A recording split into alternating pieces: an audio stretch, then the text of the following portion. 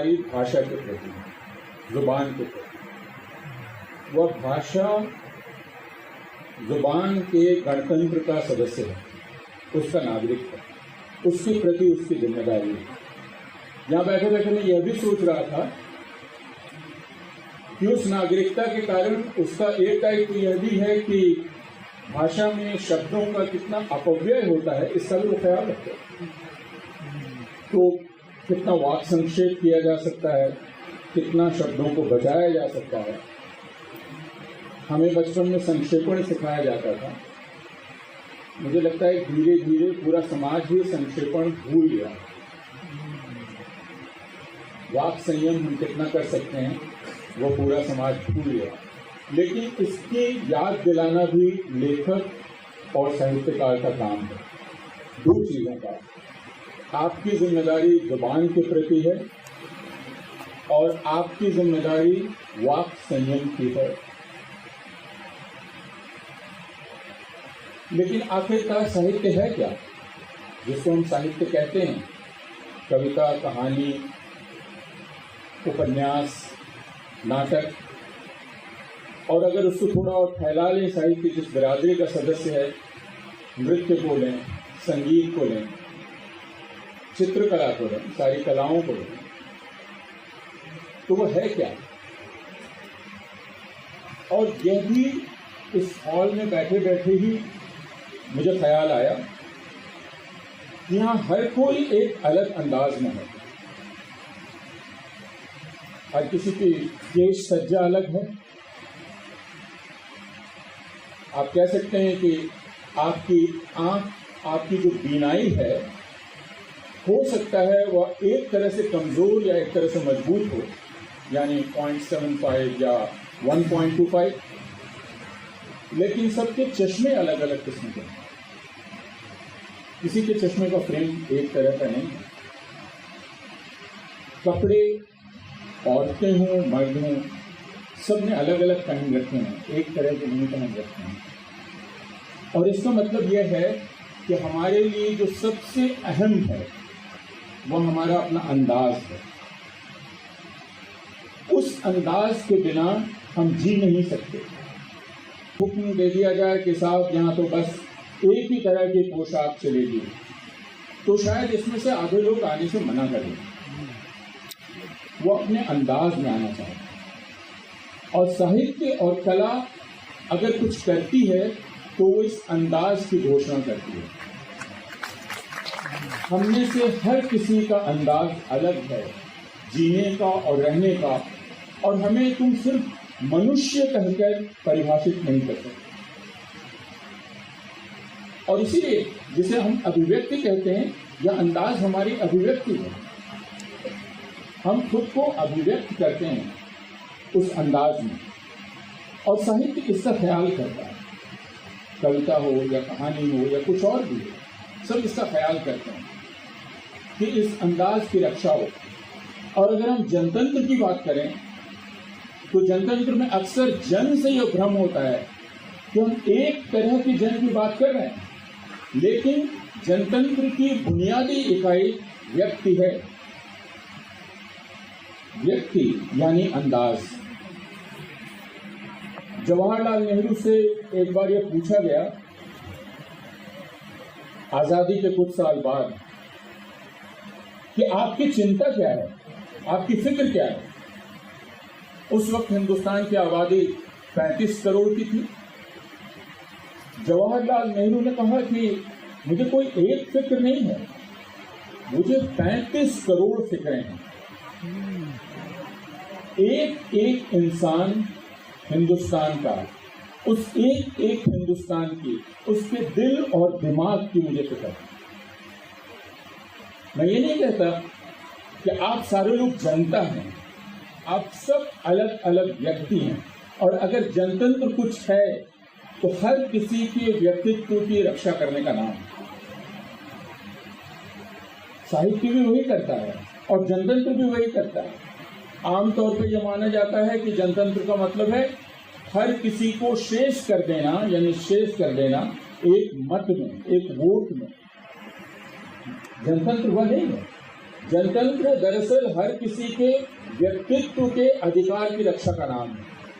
इसीलिए महात्मा गांधी के लिए भी, जवाहरलाल नेहरू के लिए भी और भीमराव अंबेडकर के लिए भी और बाकी तमाम लोगों का नाम, जिनका नाम भी आप लेंगे, उन सब के लिए बुनियादी इकाई व्यक्ति था।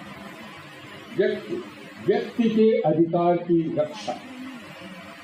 और अगर ये पूरा कारोबार जो बना हुआ है जनतंत्र के आधार पर, हम वोट देकर सरकार चुनते हैं, हम अदालतें बनाते हैं, हम इतनी तरह की संस्थाएं बनाते हैं, ये इन सारी संस्थाओं का आपसी संतुलन इस जनतंत्र को कायम रखता है।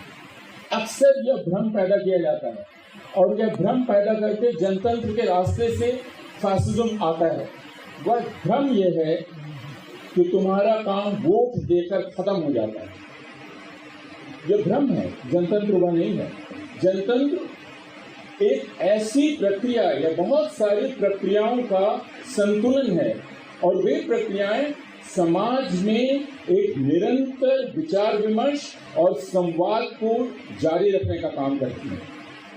एक दूसरे से संवाद को जारी रखने का, और दूसरा काम वो ये करती हैं कि बहुमत के अहंकार को कैसे संयमित किया जाए। बहुमत के अहंकार को विचार विमर्श की प्रक्रिया के द्वारा संयमित करने का काम जनतंत्र करता है। और इसीलिए जनतंत्र में अलग अलग संस्थाएं हैं। उन संस्थाओं का अपना काम है यह संयम पैदा करना। वह चुनाव आयोग हो या संसद या विधानसभा हो, आप कानून का प्रस्ताव लाते हैं, आप जनता के पास ले जाते हैं, उससे राय लेते हैं। अगर सरकार उठ के कहे आपने तो एक बार अपनी राय दे दी और हमें चुन लिया, उसके बाद अब हमारे पास अधिकार आ गया, हम कानून बनाते चले जाएंगे, ये जनतंत्र नहीं है। ये जनतंत्र को खत्म करना है। इसलिए जो बहुमत के अहंकार के साथ बोलता है वह भले ही आपके द्वारा चुना गया हो, ध्यान रखिए वह आपके जनतंत्र को दमित करने का, उसे समाप्त करने का तरीका खोज रहा है। वह दुहाई आप ही के देता है। वह दुहाई देता है आपने हमें बहुमत दिया है, इसलिए अब मैं जो चाहूंगा करूंगा। उसको उसी समय नियंत्रित करने की जरूरत है। यह जनतंत्र का काम है। और इसीलिए साहित्य जनतंत्र में एक महत्वपूर्ण भूमिका निभाता है, और वो महत्वपूर्ण भूमिका है एक निरंतर असहमति की भूमिका या निरंतर प्रतिरोध की भूमिका। साहित्य अपने आप में प्रतिरोध है या अपने आप में असहमति है, और वो इस तरह से असहमति है कि हमें बचपन से जो परिभाषा दी जाती है साहित्य की, कि साहित्य समाज का दर्पण होता है, और इससे हमें भ्रम होता है कि दरअसल साहित्य में समाज जैसा है वैसा ही दिखाई पड़ना चाहिए। लेकिन एक दूसरे ढंग से यह बात सही है। साहित्य समाज को आईना दिखाने का काम करता है, यानी समाज को अपनी असली शक्ल उस साहित्य में देखनी चाहिए। सत्ता को और राज्य को और समाज को आईना दिखाने का काम साहित्य करता है। इस रूप में जरूर आप कह सकते हैं कि वो आईना है, लेकिन दूसरी बात, और वो भारत की परंपरा की ही बात है, कि लेखक और साहित्यकार को प्रजापति कहा गया है। यानी लेखक और साहित्यकार यह तो स्वीकार करता है कि उसकी कल्पना का स्रोत यही समाज है, यही संसार है जिसमें हम और आप सारे लोग रहते हैं। लेकिन साहित्यकार सिर्फ इस संसार को प्रतिबिंबित नहीं करता, सिर्फ उसकी छाया नहीं दिखाता, वह एक नया संसार बनाता। यह एक कुदरत है, हम इस कुदरत के सदस्य हैं, लेकिन लेखक का काम एक नई कुदरत बनाना, एक नई प्रकृति का निर्माण करना। और यह प्रकृति जब तक इस पहले वाली प्रकृति को चुनौती न दे, उसे हमेशा यह न कहे कि तुम में कुछ है जिसे बेहतर होना है, तब तक इस दूसरी कुदरत का, जो दूसरी कुदरत लेखक बनाता है, संगीतकार बनाता है, गायक बनाता है, या चित्रकार या नर्तक बनाते हैं या नर्तकियां बनाती हैं, तब तक इस दूसरी प्रकृति का, जिसे हम कला या साहित्य कहते हैं, उसका कोई मोल नहीं। इसीलिए जो बड़ा साहित्य होता है, वह बड़ा साहित्य हमेशा जीवन को चुनौती देता है।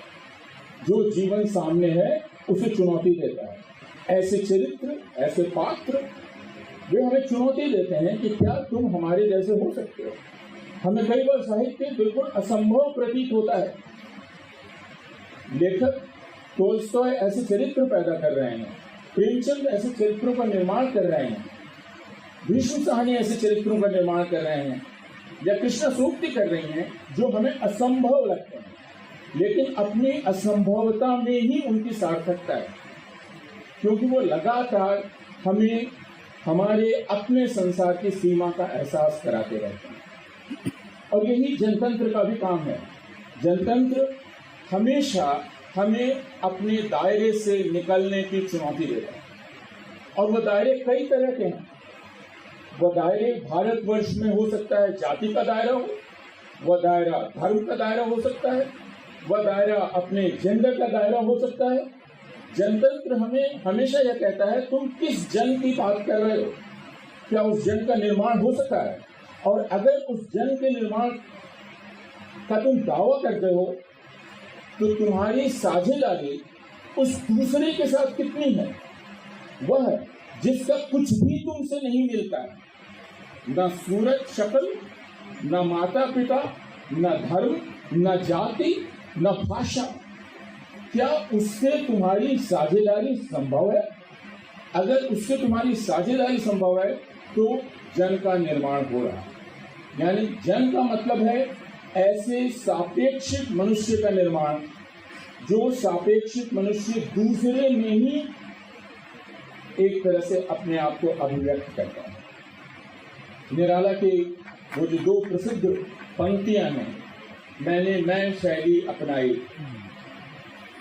जो भी हिंदी साहित्य का छात्र है वो छायावाद की परिभाषा ऐसे देता है, नामवर सिंह ने दी, मैंने मैं शैली अपनाई, लेकिन दूसरा ही वाक्य इसमें आ जाता है, देखा दुखी एक निज भावी।